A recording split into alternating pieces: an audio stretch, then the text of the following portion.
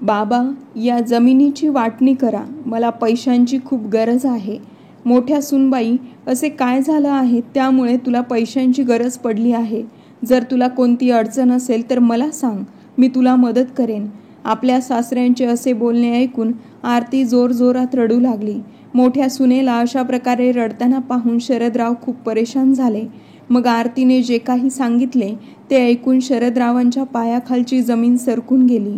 शरदरावांचं एक छोटंसं कुटुंब आहे. त्यामध्ये त्यांची 2 मुले, मोठा विजय आणि छोटा जय. मोठा मुलगा विजयची बायको आरती आणि छोटा मुलगा जयची बायको पूजा आणि एक शरदरावांचा नातू राम आणि नात सई. शरदरावांची बायको राधा एका आजारपणात 5 वर्षांपूर्वीच हे जग सोडून गेल्या होत्या. तेव्हा शरदरावांचा मोठा मुलगा विजयचे लग्न आरतीबरोबर झाले होते. राधाताई सर्वांना सोडून गेल्यानंतर त्यांचे पूर्ण कुटुंब दुःखामध्ये बुडाले होते. शरदरावांचा छोटा मुलगा जय आपल्या आईचा खूपच लाडका होता. जयला या दुःखातून बाहेर पडताना थोडा वेळ लागला, परंतु आरतीमुळे त्याला त्या दुःखातून बाहेर पडण्यासाठी खूप मदत झाली. आरतीने आपला छोटा दीर जयला कधीच त्याच्या आईची कमतरता भासू दिली नाही. आरती जयची वहिनी म्हणून नाही तर आई बनून काळजी घेत होती. म्हणून जय आपल्या वहिनीला वहिनी आई अशी हाक मारून बोलावत असायचा. राधाताईंना जाऊन 2 वर्ष झाली होती, परंतु आरतीने त्या घरातील मोठ्या सुनेची जबाबदारी खूप चांगल्या प्रकारे पार पाडली होती. तिने पूर्ण घर खूप चांगल्या प्रकारे सांभाळले होते.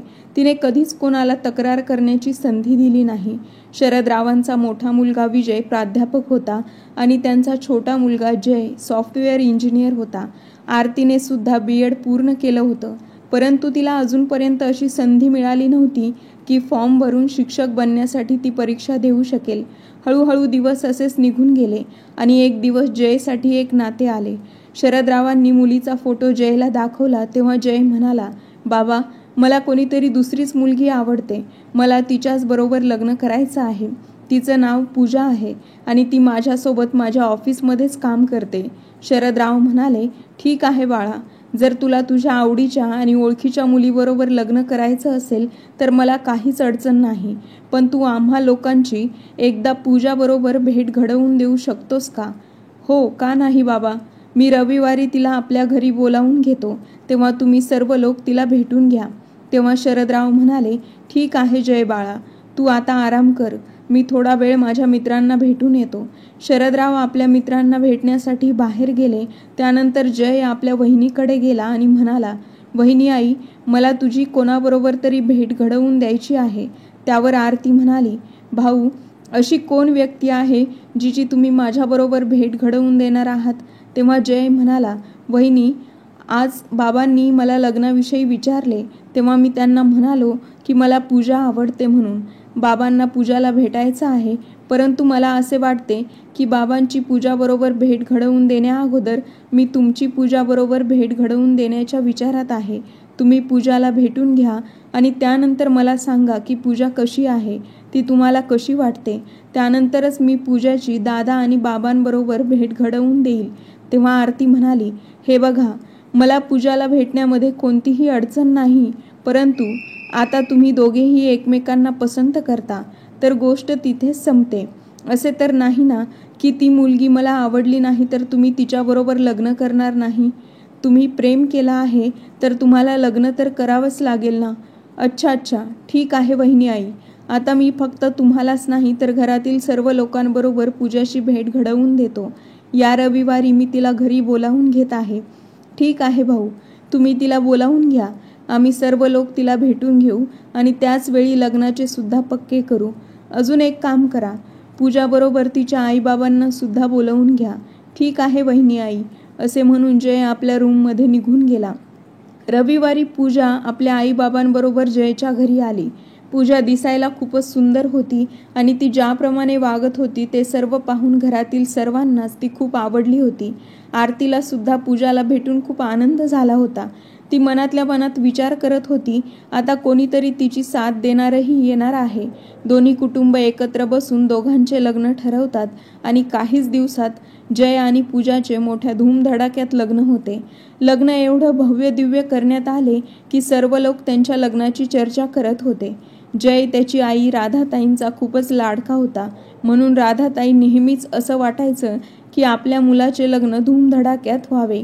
शरदरावांनी आपल्या स्वर्गीय पत्नी राधाच्या इच्छेचा मान राखून जय आणि पूजाचे लग्न मोठ्या धूमधडाक्यात केले.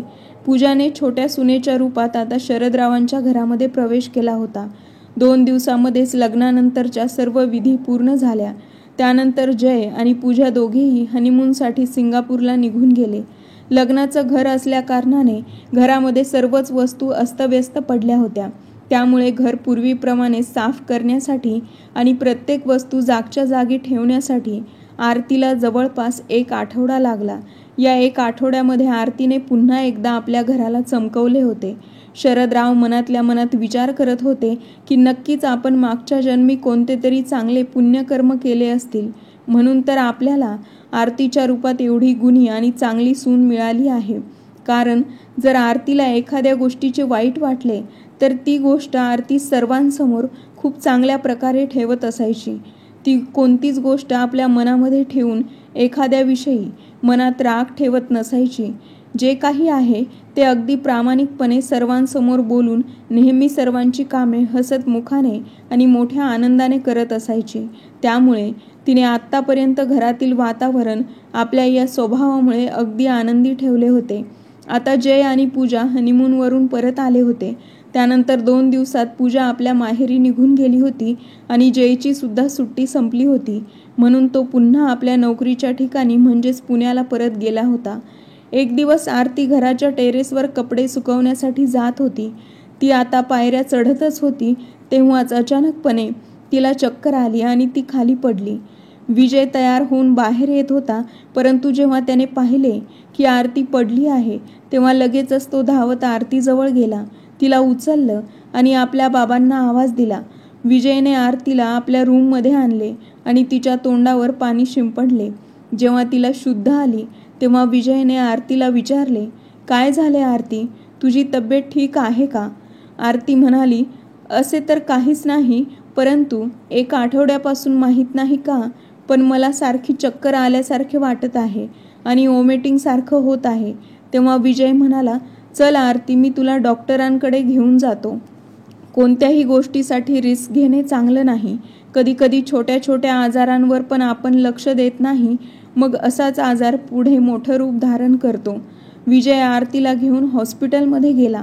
डॉक्टरांनी जेव्हा आरतीची तपासणी केली तेव्हा समजले की आरती आई बनणार आहे. ही आनंदाची बातमी मिळताच पूर्ण घरामध्ये आनंदी वातावरण निर्माण झाले.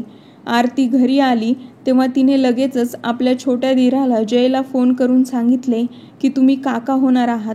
तेव्हा जय सुद्धा खूप खुश झाला होता, परंतु पूजाच्या बोलण्यावरून असे वाटत नव्हते की ती खुश होती. पूजा जेव्हा आपल्या माहेरी गेली होती तेव्हा ती तिथूनच परस्पर पुण्याला गेली होती. ती पुन्हा आपल्या सासरच्या घरी आली नाही, कारण जेव्हा आरतीने तिला फोन करून बोलावले होते तेव्हा ती आरतीला म्हणाली होती की जयशिवाय माझं मन लागत नाही, म्हणून मी तिकडे येणार नाही, मी जयकडे जाईन. पूजा जसे म्हणाली होती तसेच तिने केले होते. ती सरळ आपल्या माहेरच्या घराहून जयकडे पुण्याला गेली होती. आता आरती प्रेग्नेंट असल्यामुळे घरातील छोटे छोटे काम शरदराव आणि विजय करू लागले होते. त्यामुळे आरतीवरचे कामाचे ओझे थोडे कमी झाले होते. हळूहळू 8 महिने निघून गेले. एक दिवस अचानक आरतीच्या पोटामध्ये खूप दुखू लागले. तेव्हा विजय लगेचच तिला डॉक्टरांकडे घेऊन गेला. डॉक्टरांनी आरतीची तपासणी केली आणि सांगितले की आरतीला बेड रेस्टची गरज आहे.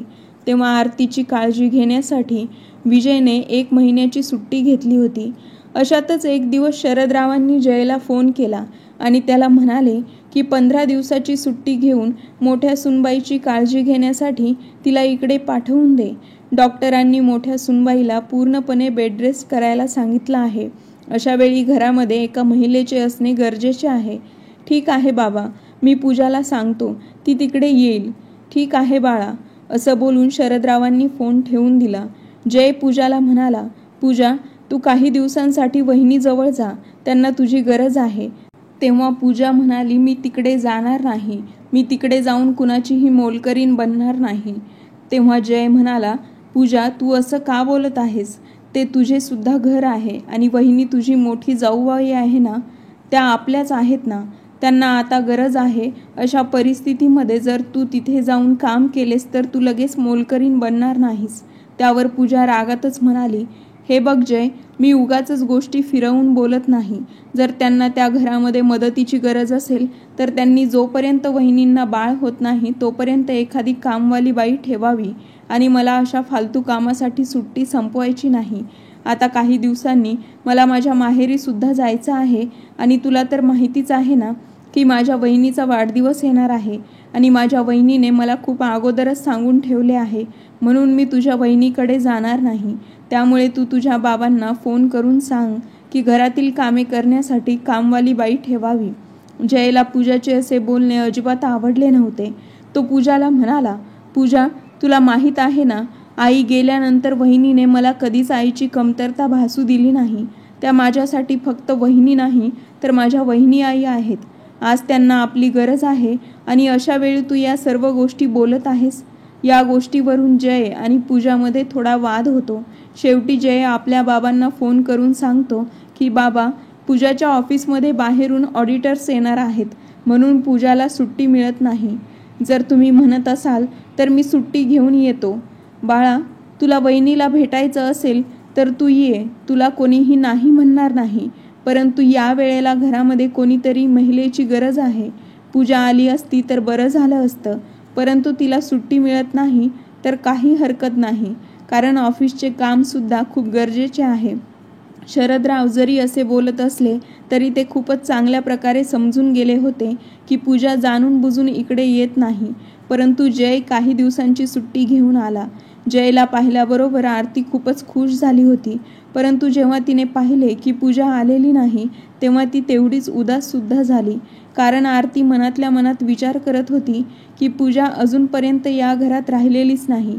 काही हरकत नाही, परंतु माझ्या अडचणीच्या काळात तरी ती येईल. पण असे काहीच झाले नाही. जयने आपल्या वहिनी आईची चौकशी केली आणि म्हणाला, वहिनी आई, पूजाला सुट्टी मिळाली नाही म्हणून ती येऊ शकली नाही, पण मी इथे येण्या अगोदरच माझ्या मित्राला फोन केला होता. त्याला एका कामवाल्या बाईची व्यवस्था करण्यास सांगितले आहे. आज संध्याकाळी किंवा उद्या सकाळपर्यंत तो सांगेल. आता पूजा आली नव्हती त्यामुळे विजयला काही समजत नव्हते की काय करावे. मग त्याने आपल्या सासूबाईंना फोन केला आणि सर्व काही सांगितले. तेव्हा त्या म्हणाल्या, जावई बापू, तुम्ही अजिबात चिंता करू नका. मी आज संध्याकाळीच आरतीच्या बाबाला बोलते आणि उद्या दुपारपर्यंत येते. ठीक आहे आई. एवढं बोलून विजयने फोन ठेवून दिला. आरतीच्या आईने जेव्हा तिच्या बाबांना ही सर्व गोष्ट सांगितली तेव्हा ते म्हणाले, तू लवकरात लवकर आरतीकडे जा. तिला तुझी गरज आहे. तू इथली चिंता अजिबात करू नकोस. मी सर्व गोष्टी सांभाळून घेईन. दुसऱ्या दिवशी दुपारपर्यंत आरतीची आई तिच्या घरी पोहोचली. आरतीची आई आलेली पाहून शरदरावांनी सुटकेचा निश्वास टाकला, कारण त्यांना आपल्या मोठ्या सुनेची आरतीची खूपच चिंता लागून राहिली होती. आरतीची आई जेव्हा आरतीच्या रूममध्ये गेली आणि आरतीने आपल्या आईला पाहिले तेव्हा तिच्या डोळ्यातून अश्रू वाहू लागले. आई, तू इथे कशी? आणि बाबांना दिसत नाही. आई, तू बाबांना एकट्याने घरी सोडून आलीस? तुला माहीत आहे ना बाबांची तब्येत ठीक नसते, तरीसुद्धा तू कशी आलीस? तेव्हा आरतीची आई म्हणाली, बाळा, मला जावई बापूंनी फोन केला होता. त्यांनी मला सर्व काही सांगितले म्हणून मी आली आहे. आता तू अजिबात चिंता करू नकोस. मी तुझ्यासोबत आहे ना. आरतीने आपल्या आईला लगेचच मिठी मारली आणि जोरजोरात रडू लागली. तेवढ्यातच जय रूममध्ये आला आणि म्हणाला, वहिनी आई, कामवालीची व्यवस्था होत नाही. असे वाटते की अजून 1-2 दिवस वाट पाहावी लागेल. तेव्हा आरतीची आई म्हणाली, तू अजिबात चिंता करू नकोस. कामवाल्या बाईची काहीच गरज नाही. जोपर्यंत आरतीला बाळ होत नाही तोपर्यंत मी इथेच राहणार आहे. ठीक आहे काकी. असं बोलून जय तिथून निघून गेला. आता फक्त 1 आठवडा झाला असेल तेवढ्यातच आरतीच्या पोटात पुन्हा एकदा दुखू लागले, म्हणून तिला हॉस्पिटलमध्ये ॲडमिट करण्यात आले. तेव्हा डॉक्टर म्हणाले की लगेचच हिचं ऑपरेशन करावे लागेल, नाहीतर बाळ आणि आई दोघांनाही धोका आहे. आरतीला ऑपरेशन थिएटरमध्ये नेण्यात आले. तिथे आरतीने एका सुंदर मुलाला जन्म दिला. ही आनंदाची बातमी नर्सने जेव्हा बाहेर उभ्या असणाऱ्या सर्वांना दिली तेव्हा सर्वांच्या चेहऱ्यावर आनंद दिसू लागला. 2 दिवसानंतर आरतीला हॉस्पिटलमधून घरी सोडण्यात आले. त्यानंतर नामकरण विधीचा कार्यक्रम होणार होता, म्हणून जयने पूजाला फोन लावला आणि तिला म्हणाला, पूजा, आता तू कोणतेही कारण देऊ नकोस. तू काही दिवसांची सुट्टी घेऊन गुपचूप इथे निघून ये. पूजा समजली होती की आता जय नाराज आहे, म्हणून ती जयला म्हणाली, ठीक आहे, मी 15 दिवसांची सुट्टी घेऊन येते. पूजा जेव्हा घरी आली तेव्हा तिला पाहिल्याबरोबर आरती खूपच खुश झाली. पूजाला पाहिल्याबरोबर शरदराव मनातल्या मनात विचार करू लागले, छोट्या सुनबाई, तू मोठ्या सुनबाईची मदत केली नाहीस हे चांगले केले नाहीस. परंतु त्यावेळी शरदराव पूजाला काहीच बोलले नाहीत. नामकरण विधीचा कार्यक्रम खूपच चांगल्या प्रकारे झाला. आरतीच्या मुलाचे नाव राम ठेवण्यात आले. नामकरण विधीचा कार्यक्रम झाल्यानंतर आरतीची आई तिच्या घरी निघून गेली होती आणि आता सर्व घराची जबाबदारी पूजावर आली होती. त्यांच्या घराशेजारीच एक काकी राहत होत्या. त्या आरतीच्या मुलाची आंघोळ आणि मालिश करण्यासाठी येत असायच्या. जवळपास 15 दिवस त्यांनी रामची मालिश करून आंघोळ घातली. छोट्या रामची सर्व कामे त्याच काकी करत असायच्या. पूजा फक्त बाळाला थोडा वेळ आपल्याकडे घ्यायची आणि लगेच त्याला आरतीकडे देत म्हणायची, वहिनी, मला लहान मुले घ्यायला भीती वाटते. आता आरती हळूहळू आपली कामे करू लागली होती, म्हणून पूजा म्हणाली, माझी सुट्टी संपली आहे, त्यामुळे मला जयसोबत पुण्याला परत जावे लागेल. तेव्हा आरती म्हणाली, पूजा, तू माझ्याजवळ एवढे दिवस येऊन राहिलीस आणि माझी काळजी घेतलीस, त्यासाठी तुझे खूप खूप आभार. तेव्हा जय लगेचच म्हणाला, वहिनी आई, तुम्हाला आभार मानण्याची काहीच गरज नाही. तुम्ही सुद्धा माझी किती काळजी घेतली होती, पण मी कधीच तुमचे आभार मानले नाहीत. मग तुम्ही पूजाचे आभार का मानता? शेवटी पूजा सुद्धा या घराची सदस्य आहे. शरदराव म्हणाले, बाळा, तू योग्य तेच बोलत आहेस. आपलीच माणसे आपल्या कामी येणार नाहीत तर दुसरी कोण येतील? पूजा मनातल्या मनात विचार करत होती की या लोकांचे प्रवचन कधी एकदा संपते आणि मी जाऊन माझी पॅकिंग सुरू करते. पण या लोकांचे प्रवचनच संपत नाही. हे लक्षात येताच शेवटी कंटाळून पूजा म्हणाली, तुम्ही लोक बोलत राहा, मी जाऊन माझी पॅकिंग करते, कारण पॅकिंग करायला सुद्धा खूप वेळ जाईल. तेव्हा आरती म्हणाली, ठीक आहे पूजा, तू जाऊन तुझी पॅकिंग करून घे. आरती असे म्हणल्याबरोबर पूजा लगेचच तिच्या रूममध्ये पॅकिंग करण्यासाठी निघून गेली. परंतु जयला आपल्या वहिनी आईपासून दूर जावेसे वाटतच नव्हते.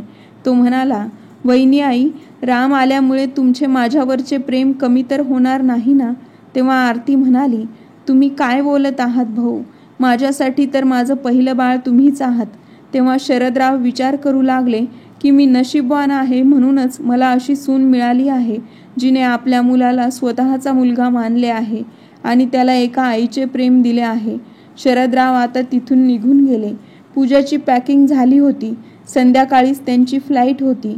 जय आणि पूजा दोघेही तयार झाले होते. ते दोघे निघणार म्हणून आरती आपल्या छोट्याशा बाळाला घेऊन बाहेर आली. जयने छोट्याशा रामला आपल्या हातावर उचलून घेतले आणि थोडा वेळ त्याच्याबरोबर खेळत राहिला. मग रामला आरतीकडे देत जय म्हणाला, वहिनी आई, आता आम्ही येतो, नाहीतर उशीर होईल. जयने कॅब बुक केली होती. कॅबमध्ये बसून ते दोघेही विमानतळाकडे निघाले. विजयने आपली 1 महिन्याची सुट्टी अजून वाढवली. शरदराव छोट्या रामबरोबर खेळत असायचे आणि आरती हळूहळू घरातील कामे करत असायची. विजय घरातील कामांमध्ये आरतीची मदत करत असायचा.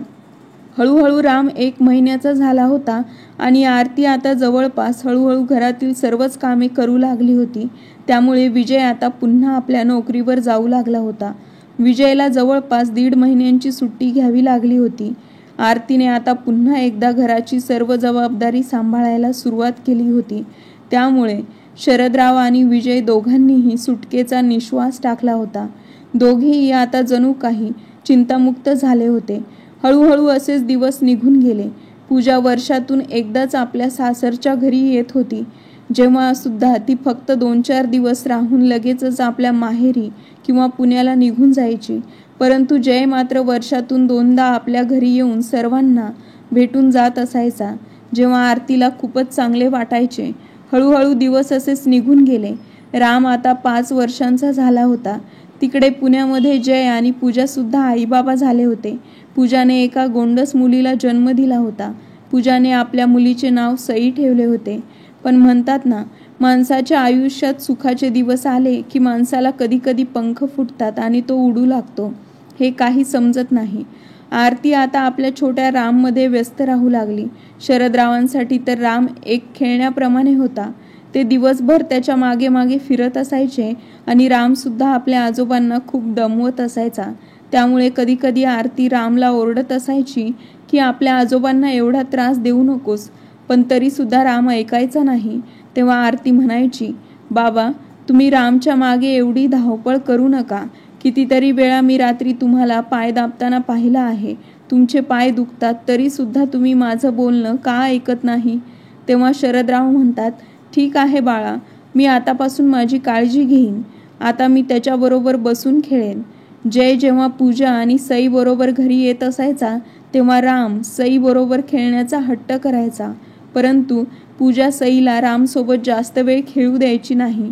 या गोष्टीने शरदरावांना खूप वाईट वाटायचे, कारण शरदरावांना सुद्धा आपल्या नातू आणि नाती दोघांबरोबर खेळण्याची इच्छा व्हायची. परंतु पूजा जास्त करून सईला आपल्या जवळच ठेवत असायची. मग 2-4 दिवसांनी ते लोक निघून गेले की शरदराव सर्व गोष्टी विसरून जायचे. आरतीने कितीतरी वेळा पूजाला समजवण्याचा प्रयत्न केला की तुम्ही लोक जेव्हा येथे येता तेव्हा सईला तिच्या आजोबांबरोबर खेळू दे.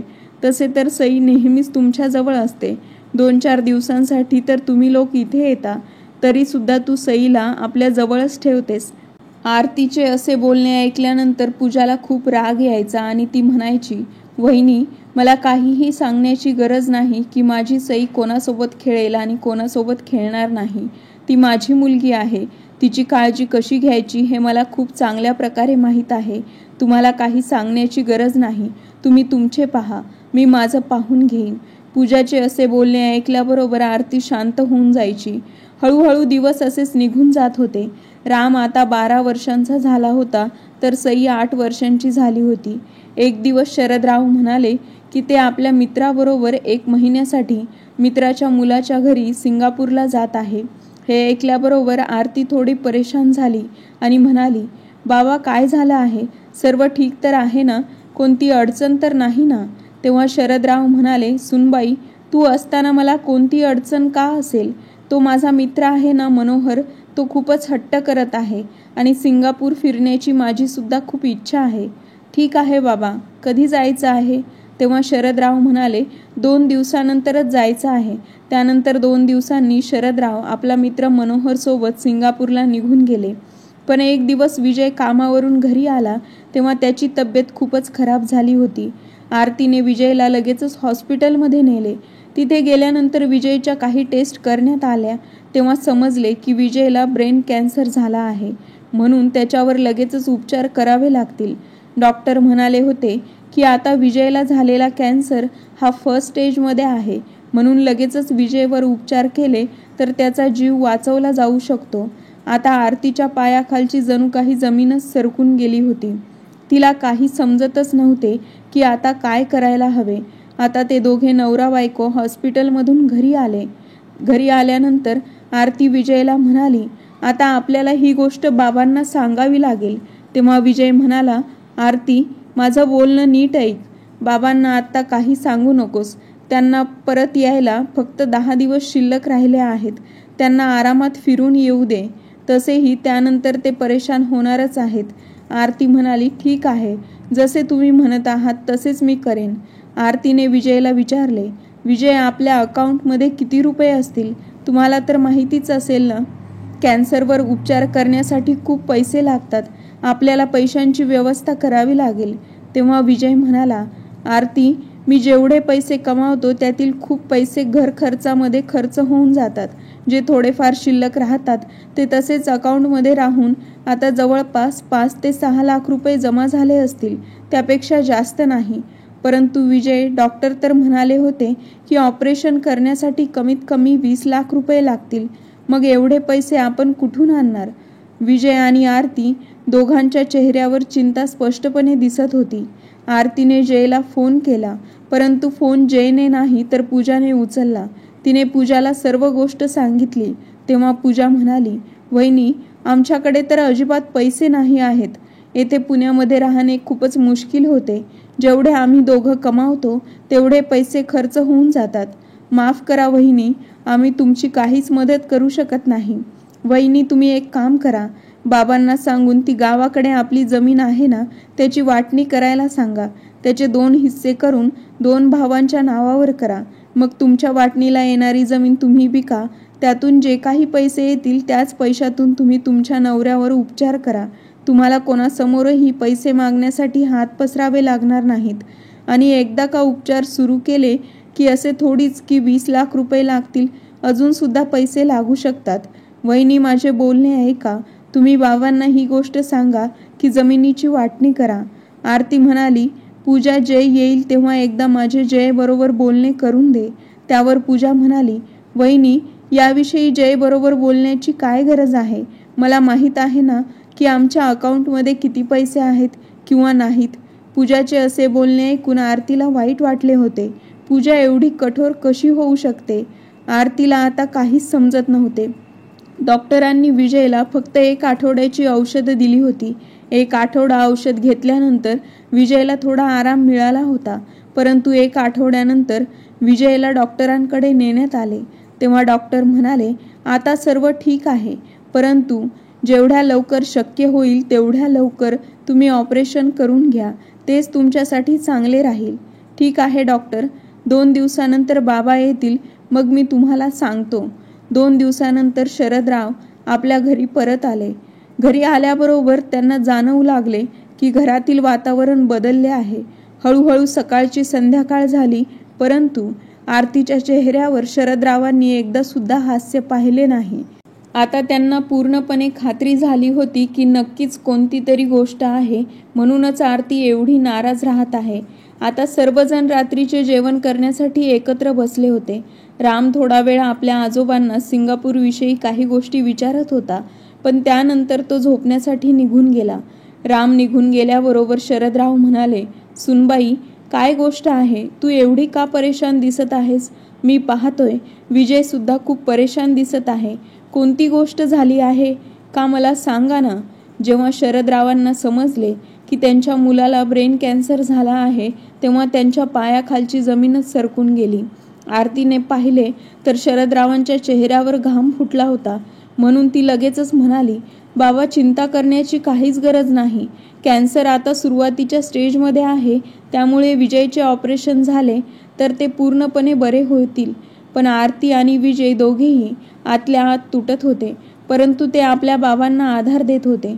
शरदरावांनी विजयचे सर्व रिपोर्ट मागवून घेतले आणि आपल्या मित्राला पाठवून दिले. शरदरावांचे मित्र मनोहर रावांनी ते सर्व रिपोर्ट आपल्या मुलाला पाठवून दिले. जेव्हा मनोहर रावांच्या मुलाने तिथल्या कॅन्सर स्पेशालिस्ट डॉक्टरांना ते सर्व रिपोर्ट दाखवले तेव्हा ते डॉक्टर म्हणाले, चिंता करण्याची अजिबात गरज नाही, ते पूर्णपणे बरे होतील. हे ऐकल्याबरोबर शरदरावांना थोडे बरे वाटले. पण आरतीच्या मनामध्ये अजून सुद्धा पैशांची व्यवस्था करण्यासाठी गोष्ट चालू होती. तिने आतापर्यंत विजयला काहीच सांगितले नव्हते की पूजा तिला काय म्हणाली होती. आरती मनातल्या मनात विचार करत होती की जयचा अजून फोन का आला नाही? त्याला आपल्या दादाची अजिबात काळजी नाही का? मी तर कधी विचार सुद्धा केला नव्हता की जय एवढा बदलेल. दुसऱ्या दिवशी विजय कामावर निघून गेला तेव्हा आरती शरदरावांना म्हणाली, बाबा, तुम्ही आपली गावाकडची जमीन जय आणि विजयसाठी घेतली होती, त्यातील अर्धा हिस्सा माझ्या नावावर करा. मला माझ्या वाट्याला येणारी जमीन विकायची आहे. आरतीचे असे बोलणे ऐकल्याबरोबर शरदरावांना खूप मोठा धक्का बसला. शरदराव म्हणाले, सुनबाई, मला माझ्या मुलावर उपचार करण्यासाठी जमिनीची वाटणी करण्याची गरज नाही. मी अजून जिवंत आहे. माझ्या मुलावर उपचार मी स्वतः करू शकतो. आणि हे जमीन विकण्याचे खूळ तुझ्या डोक्यात कुणी घातले? तुझ्या डोक्यात असे घाणेरडे विचार कधीच येणार नाहीत. ही गोष्ट मला खूप चांगल्या प्रकारे माहीत आहे. त्यामुळे मला आता तू जे काही सांगशील ते अगदी खरे सांग. तेव्हा आरतीने पूजा काय म्हणाली होती ते सर्व शरदरावांना सांगितले. मग शरदराव म्हणाले, सुनबाई, तुला माहीत आहे का, मागच्या 15 वर्षांपासून जेव्हापासून विजयला नोकरी लागली आहे तेव्हापासून आजपर्यंत त्याने घर खर्चासाठी माझ्याकडे 1 रुपया सुद्धा मागितलेला नाही. मी कितीतरी वेळा त्याला पैसे देण्याचा प्रयत्न केला, परंतु त्याने प्रत्येक वेळी नकार दिला. त्यामुळे मला मिळणारी पेन्शन माझ्या अकाउंटमध्ये तशीच पडून आहे. आणि सुनबाई, तुला ऐकून आनंद होईल की आज माझ्या अकाउंटमध्ये 18 लाख रुपये आहेत. तुझ्या बाबांना आज 50,000 रुपये पेन्शन मिळते. आरती, तू अजिबात चिंता करू नकोस. विजयवर मीच उपचार करेन. तो माझा मुलगा आहे. राहिली गोष्ट जयची, तर त्याच्याबरोबर आता मी बोलेन आणि तुला माझ्या आणि जयमध्ये पडण्याची गरज नाही.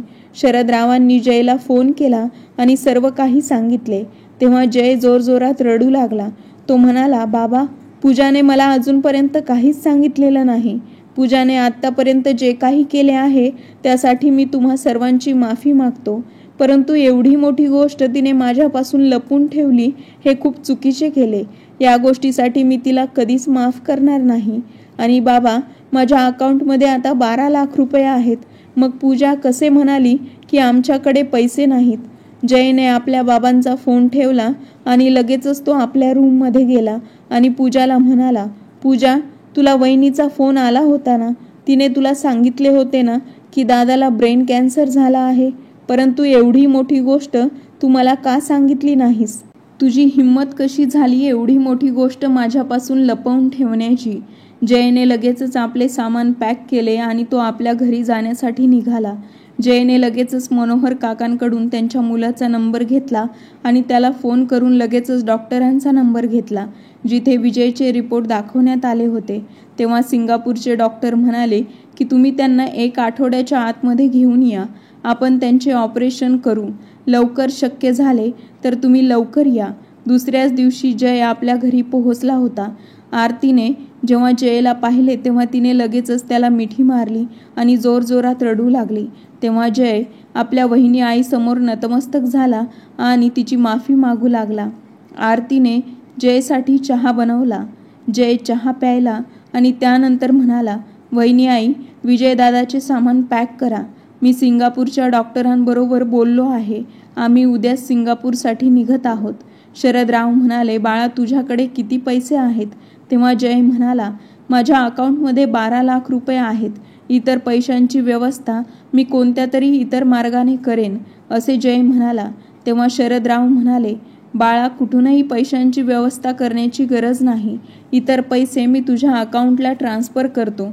जेवढ्या पैशांची गरज पडेल तसं मला सांग. दुसऱ्या दिवशी विजय, आरती आणि जय सिंगापूरला जाण्यासाठी निघाले.